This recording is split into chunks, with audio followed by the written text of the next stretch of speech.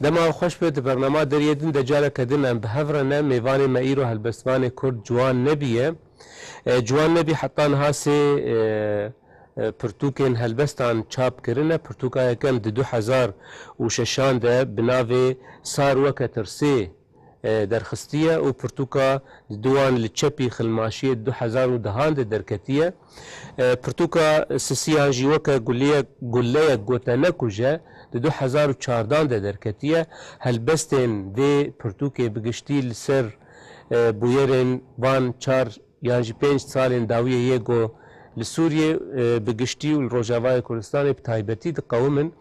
هاتنا نيفساندن اما ايرو لسر وي لسر هلبستاوي ولسر وان قهرتني وان 5 سالين داوية باخرن تبخيري هاتي برنامج وان اما اشتدست بي بكن بري برتوكينتا و اما تلقى مشلو تشيبو يعني درك دن ازانم هما هرم تديتي تلقى مشلو دجي اريد تلقى مشلو تشيبو ما سالة 1900 ونو حشتي وسسيان شو خالتي كامل جيد بيد حشتي وشاران دا تشيبويا شمانه دياتا خالتي كاتا ديامن بيد حشتي وسسيان دا تشيبويا ابنا كوكيا هان او جوازيات نابرا الديامن وخالتي كامل دا هنا چارە سەر نەبووە ئەم هێوینە گەلێک درێژ نەکە ji bo te xwendin ma xwendinê te her li Qamişlo mayî te xwendina xwe نا من الحلبة خوند سالا 2001 2002 از درباسی زانینگهê bûm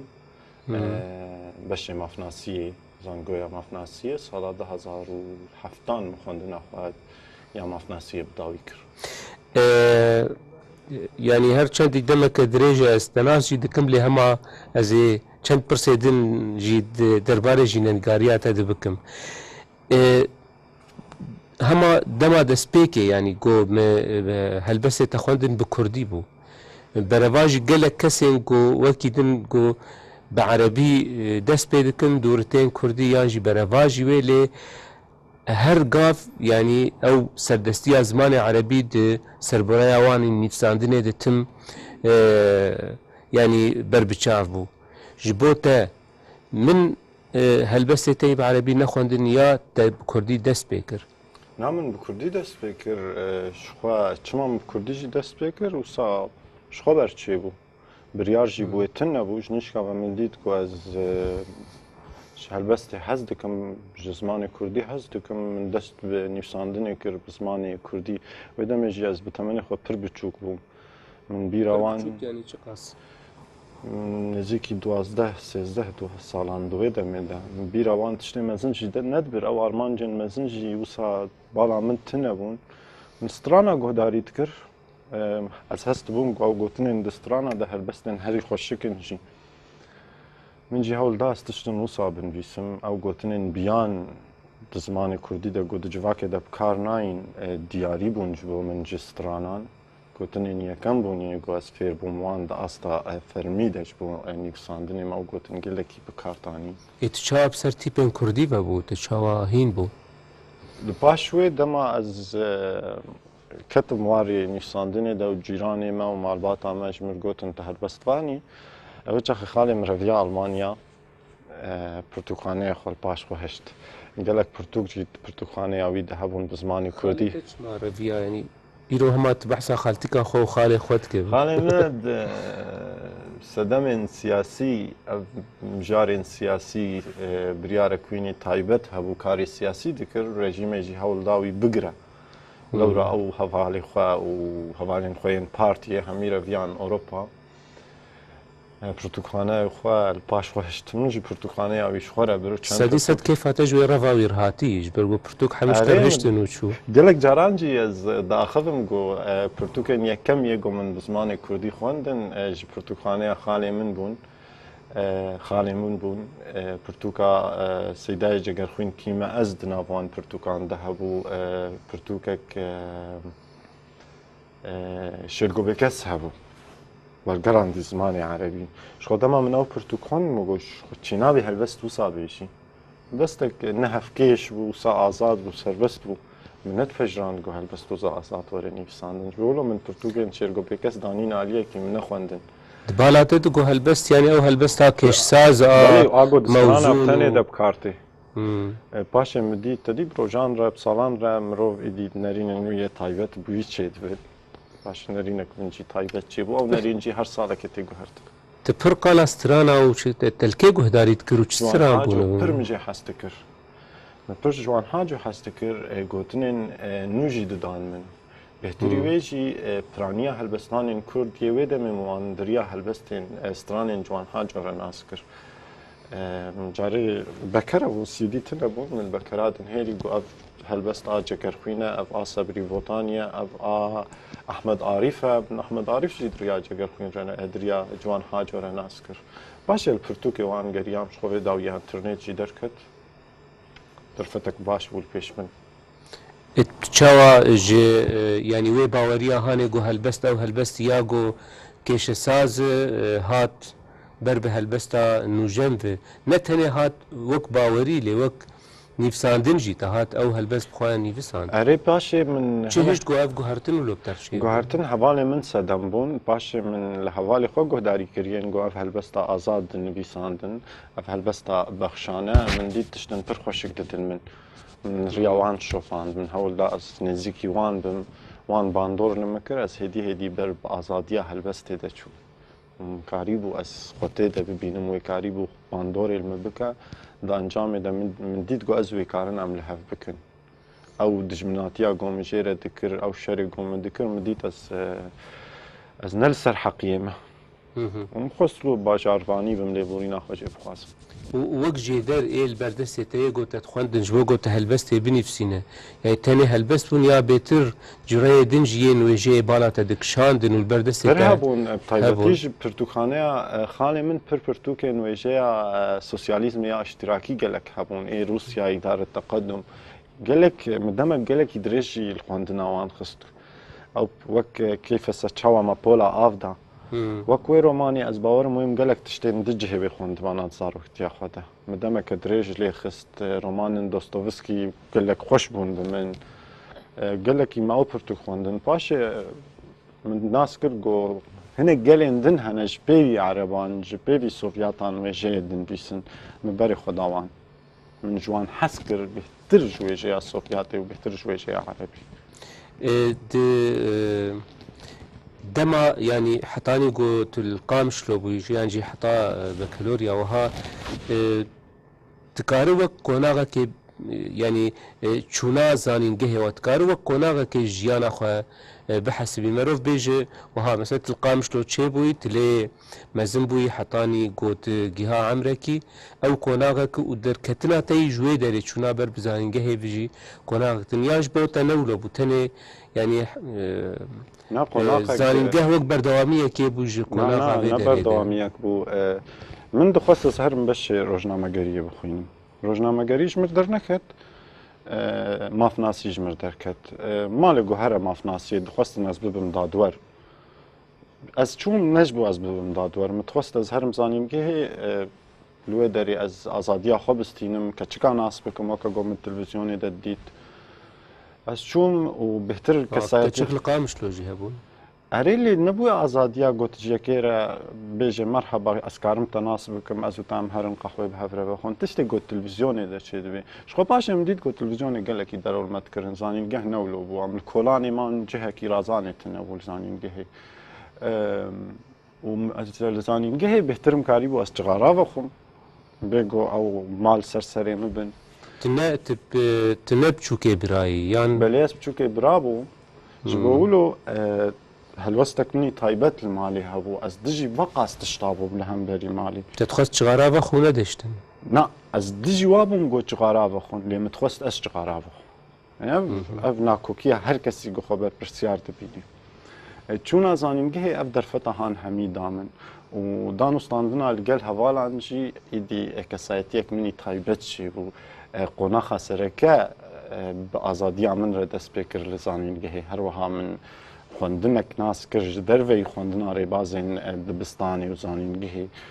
پرتوکخانه مناس کردن وقت جدر کو از هرم شخوره پرتوکان جمعان بینم بخوینم بهتری ویجی از فیر بوم دزیا پرتوکان جهوالی خواه بوسا هوالی من دمال سر پرتوکه که داخوین من هول دادا از بری وانوی پرتوکه بخوینم از گلک جاران بسر دکتم پشتی وی بدمه که من گنگشه که سر پرتوکه چه دکر لگل وان من دید کنرین و دیتنه من سر وی پرتوکه هنه تبحثا دزیا پرتوکا کرنه بدست خستنا پرتوکان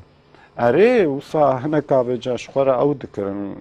دقوتن جوان نكاريج ما ببي برتوكا خانه ما ببي ام همي بهذرا نشتيبون من دبر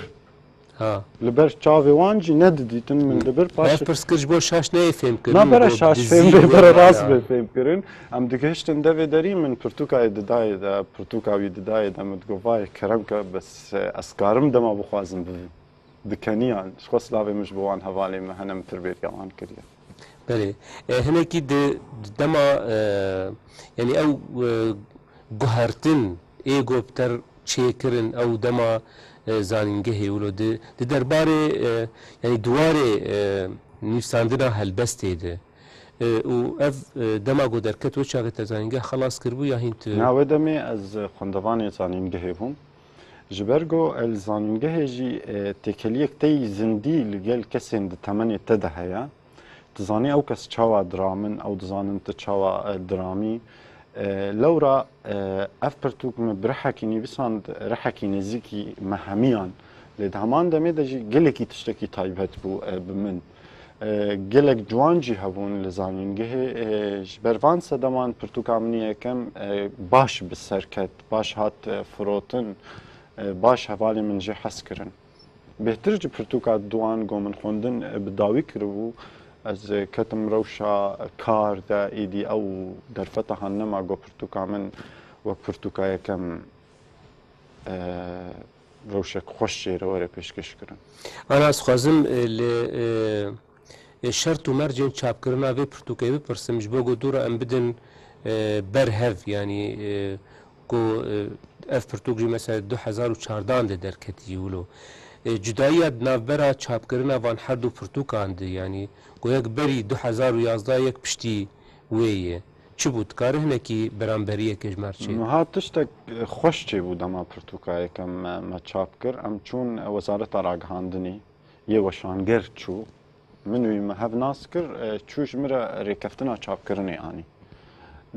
شخورگراوی آزمانی عربی جی هبو او جی بو وزارت پیشکش کر وزارت اره دامه لی جوشانگر را گوتو بو گرک تا عربی جی پیر چاپ بکی چو کردی تنه چاپ کر پشتی گمجی خواست و دما چو ریکفتنا بلاف کرنی بینه و دمی الوزارت جیر گوتن گوام بلاف کرنی ریکفتنا بلاف کرنی نادن تا جبر مشتا خواسته بو گوتو ورگر عربی با کردی را چاپ بکی وچا خی وشانگر جواره گوت گو او درفتن مین آبوری تننه ما نکاری بو ام کردی و عربی گل هف چاپ بکن چاوه کلمه نهیرین و جمر گوتن اره دان ما بلاف کر وچا خیل پرتوکانه آن دستانشی يعني بجالا كيت بهيزم برتوكك خرو بكردي بأري كرنا وزارة راگهاندني بو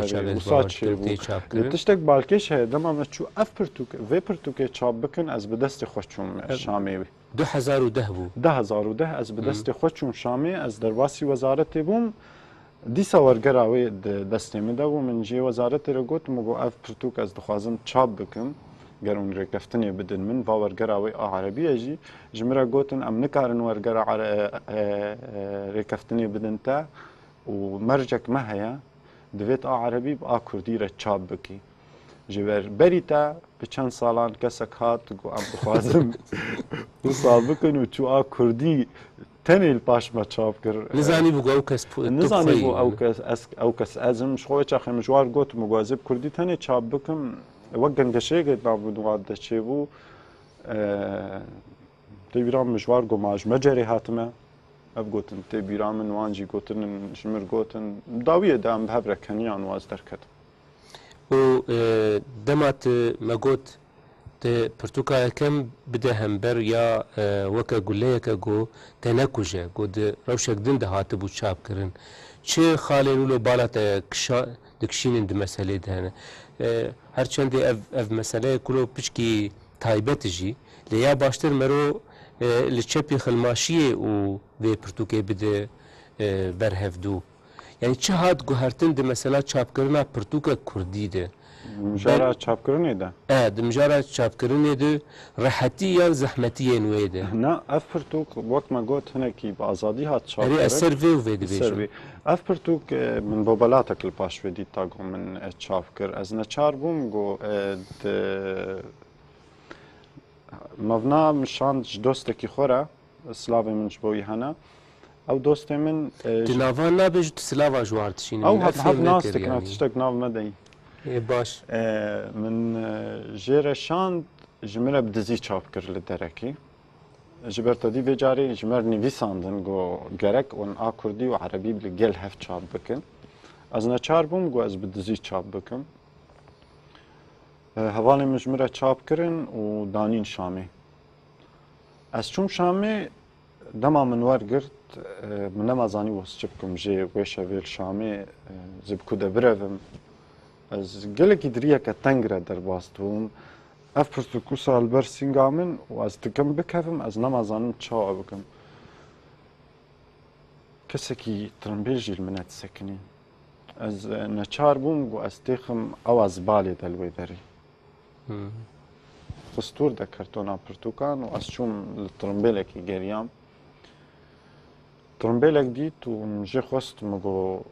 tiştekî min li vir di nav vê zibalê de ez ê derxim ew jî bihetî ma û çawa herim ji nav zibalê tiştekî têxim tirimbêla wî de min jê re gotim me got tiştê min taybetin ez min nedixwest werin winda bibin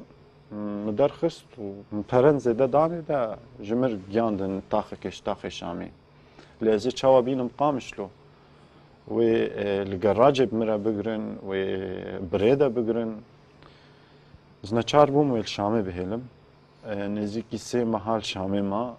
ta dostekî me mala xwe bi giştî anî qamişlo di nav tiştên malê de di nav Xesalê û Beradê û divîna de veşart û ji min re gihand bajarê qamişlo. û ji bo çapkirina weke guleyeke got te Weke guleyeke 2014 2014 hat çapkirin wê demê çapxane li bajarê qamişlo çêbûbû pir bi hesanî hat çapkirin. Bi xweşî jî hat çapkirin bi taybetî got piştî çapkirina wê sazî êdî hatin ji mikirîn hejmara baş bêhtirî wê jî ahengên imzekirinê me jê re çêkirin. Cudabûna navbera weke guleyeke got te nekuje û weke di navbera li çepî xulmaşiyê de bi kurtî ez karim bêjim cudabûna berî 2011 û piştî 2011 ye. Belê. Niha jî em dixwazim lo bêtir piştî 2011 di yani wek helbestvanekî Kurd yani van salan vê guhertinê çi Qur'anî pêşî derbarê zimanê Kurdî de û wiha heger em bidin hember hevdû çi guhertin wilo çêbû di van salan de? Niha berî 2011 tedî wek em karin bêjin guhertina bingehîn, guhertina sereke 2011 bû. Berî 2011 ez hest dibim got hezkirina zimanê Kurdî bêhtir hebû. Ji ber hinek dilsozî ji ziman re hebû. Wextê got qedexe bû. Dema got qedexe bû. Kesên ku ji ziman hez dikirin, bi dilsozî ji ziman hez dikirin. Piştî 2011 ziman bêhtir bûye alavek. Ew hezkirina mînak nemaye. Bêhtir ziman bûye alaveke danostandinê bûye tiştekî normal. Tiştên herî hezkirî jî ew tiştên qedexe ne. Tiştên herî delal û pîroz ew tiştên wan nagihin wan. Tu dibêjî yanî wê baştir ba got qedexe mabal ser Na wê ne baştir ba bêguman lê ez karim li ser hestê xwe ez diaxivim. Di 2011 de berî wê gotineke zimanê Kurdî dema em fêr dibûn wê ji me re tiştekî gelekî xweş û mezin bû. Dema me şevbêrkeke helbestê çê dikir deh kes dihatin bi me gelekî geş bû, me gelekî xweş bû. Nel vê derê me ji bo ez nerîn û dîtina bêjim bi qasî ez hestên xwe bêjim. Ez dixwazim hestê xwe bêjim. Piştî 2011 باش شبهر كامن إيري دست كس آماده بي سيست كس آماده بي لي أو خشيا قده كس آماده بون بمشيرين ترى تبي بتشي بهستين يعني خوبه قريد تشتكي ديو قرينات لي هدر تبهستي خوفجي كريد راستيك جي الميدان هي پشتی 2011 یاجی ام بیجن پشتی گو کردی حتی راده که با آوایی که نفرمی بجی بو زمان پرورده با آوایی که سینور کری بجی لی دی ساجی د آستا دانو ستندنا نویسکی د دناو کردا د عربی ما سربست برواجی بلکه عربی هین خورتر بو هین زیاده تر بو دناو دوان دانو ستندنا ده معناه مثلا نه مثلا هستی تی مثلا روشك هي لوي لميدانه او روشهانه هنكي بهفره يعني ناكوكيه كي تينج عاليه كي سربست دب زمانك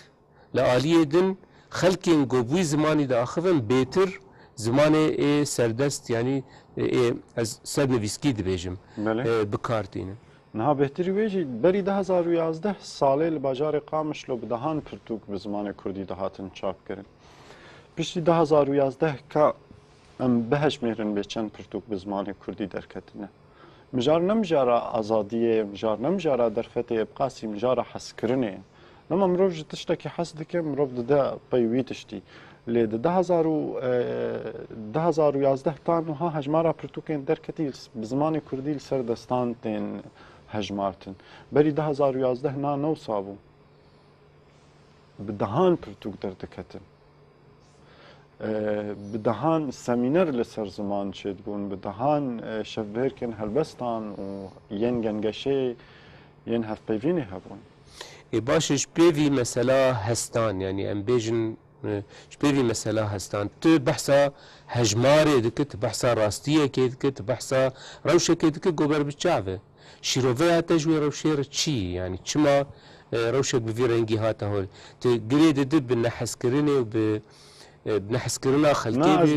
از دویم روشك اوارته هيا اف روشا اوارته گلك نویسکار دوری نویساندنه خستن شو ام وان نو که هفجی نویساندنه دن هرن ام دبینن گو نویساندن مجارا سرکه آن نویسکار گرک تشتک ویج نویساندنه دور نخو گرک نویساندن بمینه ریا چاره سریه هر دم الجم نویسکار لی افروشا آورتا آگو نویسکار بوکه همی همولاتیان تیره درباس بون او دوری نویساندنه خستن هر وها نویساندن بو بارکش دیلاگو به چاره سریک گلک نویسکار جی هیویه وان هبون گو سبا سازی آوا ببن دزگه آوا ببن هفکار بن لگل نویسکاران بو نویسکار کاری بن تشتکی پیشکش بکن بداخوا گلک جوان سازیان او تشت او هیوی نویسکاران پیک نآنین بلکی اویجی یک جوان صدمان به روش آورتوا که گوما گوت گلک تشت هنه بلکی ناین بیران لی وکو ناف گوت مروف دنره اف سازی و دزگه جی حتی راده که ام بیجن د چارچوبارو جاواده وکو ناف هنه حتی چه راده کاری بون و مثلا هانه هنه کی راگرن یا جی هنه کی چاره سر بکن یا جی به تمامی تو رولاوان و مسئله ده تنه بو نه من حقی الوان بکن گوان بیجن رولاوان تنه یان تشتکی باش ناکن لی امکارن تشتکی دی بیجن گو اف سازی نکارن تشتکی بکن جبر او گریدای پارتیانه بهتری گو او گریدای نویسکاران بن یان گریدای خون و هیوی خلکی بن لورا او جی وکو پارتیا دکوین همان ناکوکین پارتیان دکوان همان ششتی پارتیان دجی گر نکاری بن خوشبه ایشهان رزگار بکن و نکاری بن تشتکیش نویسکاران جیره پیشکش بکن در انجام دجی نویسکار لگور وی روشا آورته لگور وی ایش و آزارا گو تیده دجین او جی نکار تشتکی پیشکش بکن لگور يعني جبلي وان سازيين جو لجور ام بيجن اجندا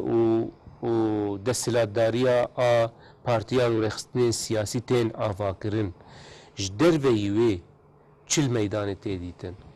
جدر بيوي سازيين سربخاين گريداي جواكا سيفل او ناجي بارتيا خرابترن جبر او ناجي السر منجها مال باطاتين آفاكرن مخابن او جي نل سر بنجها كراستين آفاكرن سازيان تشتك پیشکش نکر نویسکاران را نویسکار به ارک خورانه بو اره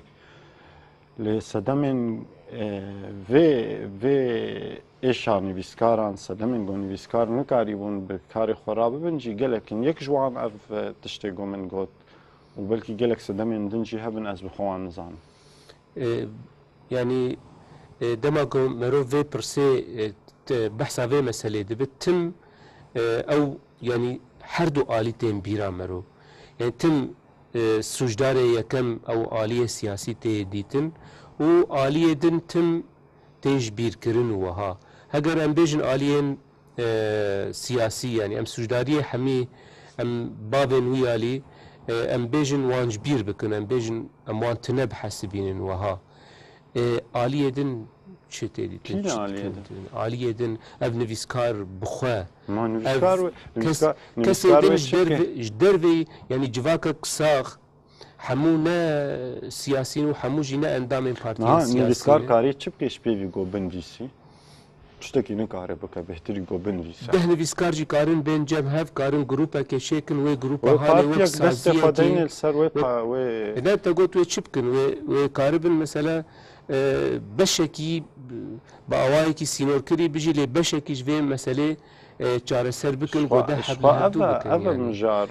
دولمنده کی کرد زنگینه کی کرد نه دولمنده کرد دکاره تشتکی مثلا برامه و برو شاخو برامه چاوا بهتر دولمند ببه او تکلیات نابرا نویسکار و دولمندان دجی دولمند لحمو داری دنیای بگشتی وهان لی یکا تین دیتن جی گو با آوایی که دبن خودی پروژه ام بیجن الجم کردان من چما تنه ندیت نظام دولمند ندیت نجی ما شکو دولمند ناست کم از کسی بلنگاز و دلال وقت ناست لی هرت ناس نکش لی دیسا جی هنه جوان حستكم شي جبر رولا كواني جرينج دجواكي ده هيلي ازوان ناس ناكم يعني ناس كرن لآلية كي لي بدهاجي تجواكا كده وكسن وهان بيديتن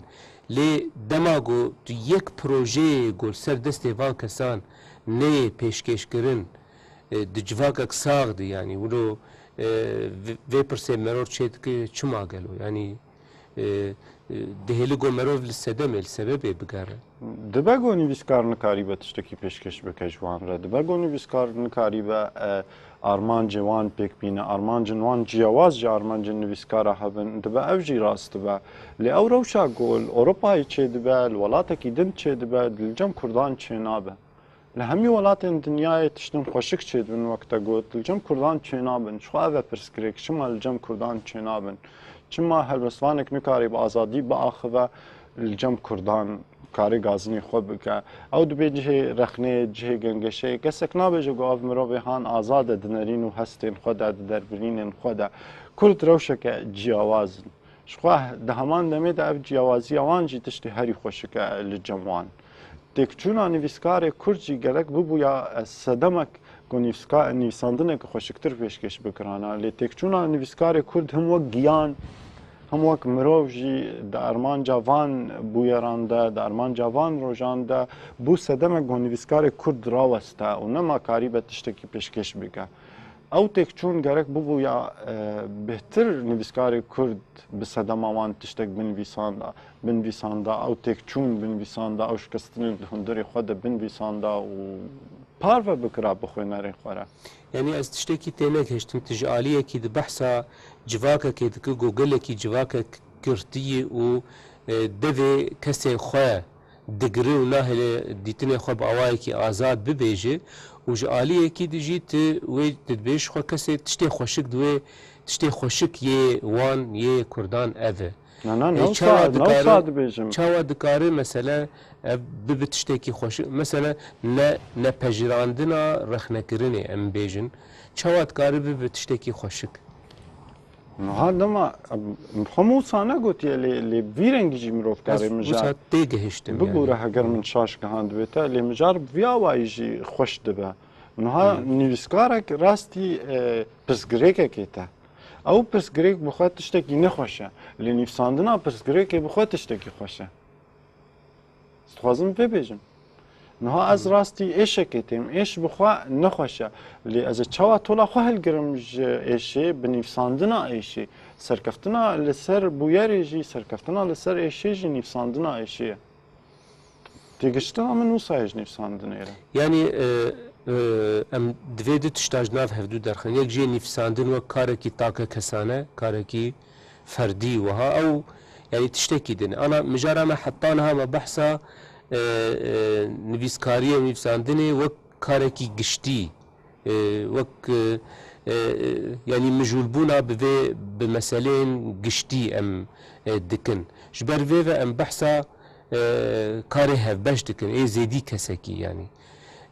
ez ê pirsekê nihal ser vê mesela nivîsandinê wekû karê take kesane bikim yani dîwana te ya weke guleyeke ku te nekuje yek ji wan nimûneyên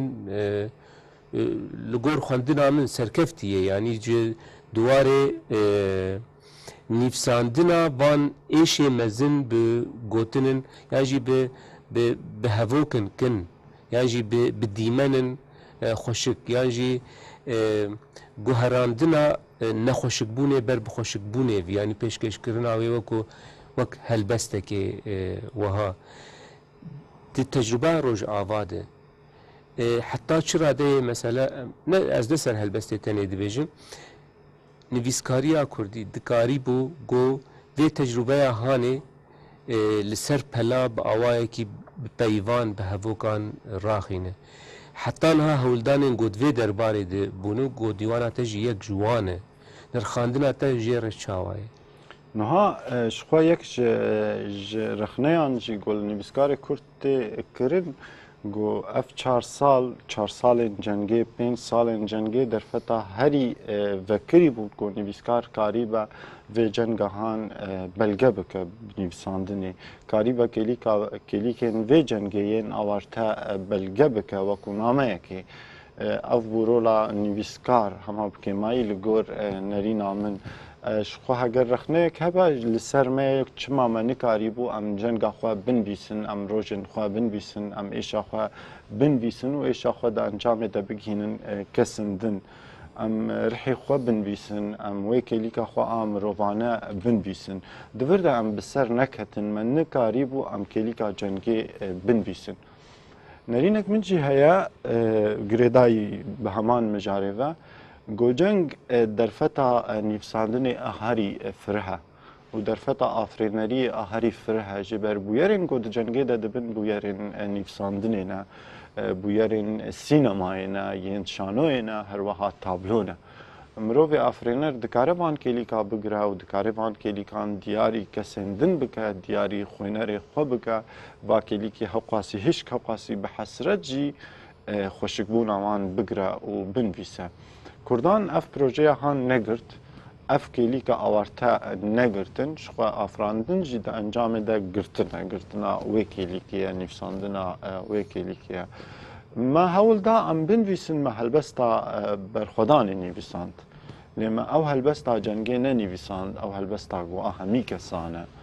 hemî kes hest bibin got ew parçeyekin ji me ji êşa me ji roja me dibe goyek ji terbêjî hîn zûye û hîn dem heye ji bo wê ji ber got hîn ev cenga tu behsa wê dikir bi rengekî ji rengan hîn li dar e dibe hinek û sabêjin me ez jî ji 4 salên çûyî ve heta niha ez diaxivim piştî çend rojê dî wê çi bibe ez ne berpirsiyarim ya baş e yani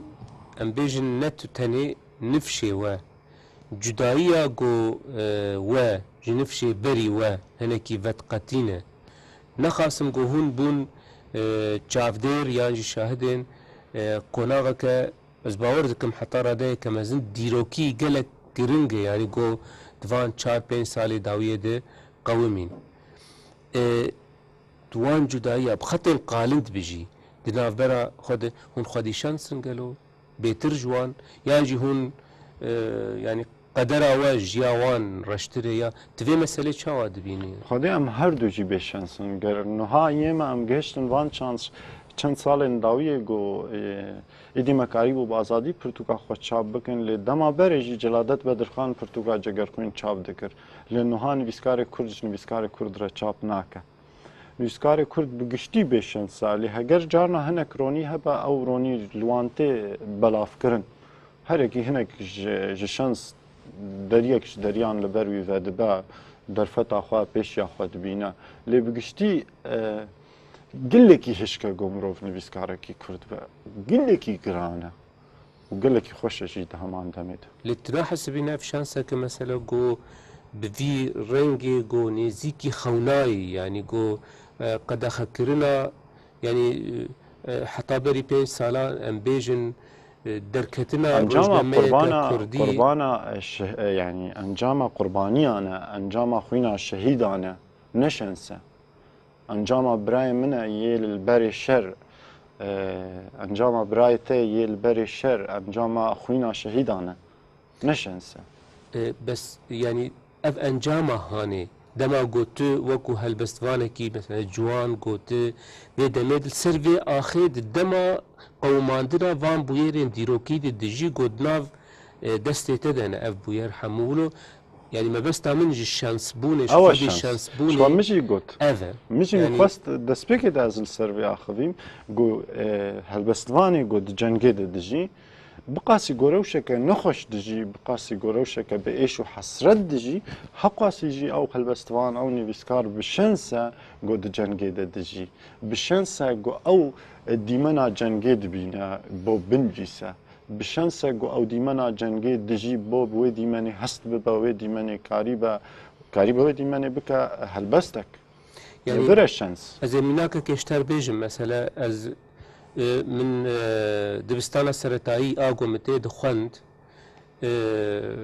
از سالا 67 شي بومي مخند نابي الغزالي بو وشخو حمو عربي بو بري دروجان از چون دبستانكي گو پروردا زمان كردي لهي نابي دبستان جگرخوين بو از ناف زاروكي گو فيري كردي دبن وهين 6-7 سالينه 8 سالينه رونشتم من او زاروكي هاني قلكي خودي شانس و خوزيه كل البانن چه گو از 5 سال ياجي 40 سالي 30 سالي از باشته و اف شانس هاني من رجي هبا گو بالزمان و ديا خويا يعني من قريبه فير بوباما جبو نفشي مثلا و افي جوان ايجو نيفسينن و دنا في خرجيرا هاني دبون اگو في انجام هاني اگو مثلا اگر شهيدان به اگر يه خودي كد آنين بردسته و بذي معنى هاني يعني وكو نفش اذنش شانسك بولبر دسته و جوار هن قاربن يعني راست ولو ببن چاف ديرين قناغك ديروكي هن جي بشك جينه هن يعني قيمته نرخم في چاف ديريه يعني حتى چرا دي دكارن زانبن دكارن هلگرن تشتكي وها الجم تلجم نفشين تا هي يانتني نها نفشي ما براستي رولك ويهبو دهمان دمي دجي نرينك ويهبو نفشي ما بالتايبتي از بيجم بو نبقشتي بي هوالين من نرينك وان دني بساندني دا تايبت وان هبو او زاروك چاندا كردي بون چاندا كردي آرسن هر وها سوده كما زنج نویسکاری بری خوا مورگرد لی دهمان دمه دجی محاول داگو ام تشتگی دنجی بخوینن جبولو نرینک می جیاواز چه بوش هر دو چانده گو ما خوندی هم چاندا بیان و هم جی چاندا گو ما جنویسکاری بری خوا و جنویش بابو کالی خوا ورگردی لجمع جی حول دانک هبو گو ام قریبن تشتکی پیشکش بکن افصال هاتن دوان سالان دجی مجی هولدام برولا خبلیزن چه دواری نفساندن دجی چه دواری راگهاندن دا و چه دواری ورگری دجی یعنی نفش ما گوری درفت خوا گوری کارینا خوا که ماسی نکر اف نفش ما براستی باری ویجی گرانه جبر نهات هر تشت لسر ملی مایه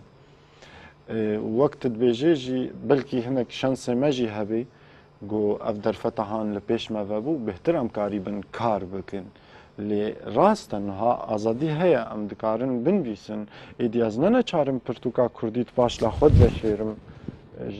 ترسا و از بمشم یان از کووارک کردی دبن لوینان ده بشیرم جبو کس نبینی لی ناف تنه آزادی و ناف تنه جی درفت بهتری و گلک تشتن دیجی هنه گرک پیدا ببن جبو مروف کاری به تشتکی پیشکش بکن بله درباره تجربه تا دجبر يعني دما مجالكي مجارك دو دريج دما مجالكي تيرينكي قوام هناكي دن لسروي مسألة كوير هرن لي درباره تجربه تا يعني في ساندري تجي تشتكي دن بالا مكشاند يعني دما مروك كست ناس تقولوا تم تبر بخرجر و تفلهذا يعني نب معناه آنيني بيتر معناه أريني ليد نيفساندني ده هنا كله آرامي استقرار بتريه بكردي هلبست سيبرتوك البيهاف وبفيرنجي هاني از نيفساندني ده حيفا خوده لينم بيجا ها من شخوي من ببرسيا قالوا اف ديتنا قزنها ولو سرته پیشکش دکم راست قالوا نيفساندني ده تشتيقو از نكارم بكم از نيفساندني ده دكم از حيفا خود نيفساندني ده شخوده لينم جي روجي خوده لينم جي هر كسي قو زيانك المكربة وبنيت تبردوان بكد نيفساندنا هل بستي تاني ده يعني شخوا از بنيفساندن نكارم بشي لا ما بس تعمل جي جري دنيين ويجي يعني جي يعني تهرب من السر نفسنا هل بس تاني يعني ما بس تعمل شيروك رومانة والله نظام روجي تين تشب خو بري مشتر قوت من هل بس ناس نتكر غير نهف كيشبه شو باشا ونرين هاتن جوهرتن باشا من هل بس تال سر جنجينت بجران نرين بروجان رتي جوهرتن يعني بالصالان را دبتشتن نو دركبن از نظام دبس با از بيجم او هلبس تگو من نيفساندن او نازم از بري خو بدم ريا كدن بهتر قريبا ببيجا ودبر واجي ويجي از بمينم حسكري نيفساندنا هلبستي نظام روجنتين ويتشيش مرب خرابينن لدوي كلي كده طاج من وري ازيد الصوص بمشكلي كخرا وش نيفساندنا هلبستي ما تنابين هناك افدي ترا قوتا نها بيشكيش كرجي يعني او جي جريداي وان سيماين ايه تاك كسانه يقوم بحثا وانكر يعني بيتر او انهماولو تشش خو برهات دوي وهاب نيفساندن جي وصاي ما ناس وصا نيفساندن ناس تكم يا هناكي ناكوكي هيدنا برا فيدي تندو نافبرا ما نحسي برتوكي هلبست هاي البردستي يعني لسر جناورين بتشوچكا لسر تشمشتي خوشكا جبر ودا ميرو شو صابو